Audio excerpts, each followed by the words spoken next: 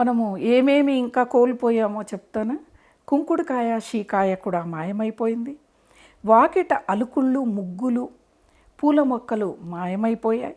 పిచ్చుకలు సీతాకోక చిలుకలు మాయమైపోయి, సత్తుగిన్నె చారు మాయం, స్కూల్లో మైదానం మాయం, సంఘంలో పరోపకారం మాయం, వానపాము మాయం, చెరువుల్లో ఆటలు మాయం, అసలు చెరువులే మాయం. చింతపిక్కలాట, అచ్చంగిల్లాట, తొక్కుడు బిళ్ళ ఆటలు, కోతి కొమ్మచ్చి, కబడ్డీ లాంటి ఆటలు మాయం. అవ్వలు బామ్మలు కబుర్లు మాయం. పురాణ పఠనం పురాణ శ్రవణం మాయం. ధూళి లేని గాలి మాయమైపోయింది. పెద్దల మాట మాయం, పెద్దల సలహాలు తీసుకోవటం మాయం.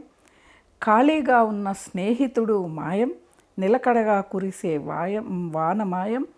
నిర్మానుష్యమైన ఏకాంతం మాయం, కంటి నిద్ర మాయం. వెన్నెల చూడగానే చూడవలసిన కన్నులు మాయం. ఏకాగ్రత మాయం. హారన్ మోతలేని వీధి మాయం. ఎన్నిటిని మాయం చేసేసుకున్నామో మనమే, ఎవరూ చేయలేదు. ఇంకా చాలా ఉన్నాయి, ఇంకో ఎపిసోడ్లో తెలుసుకుందాం.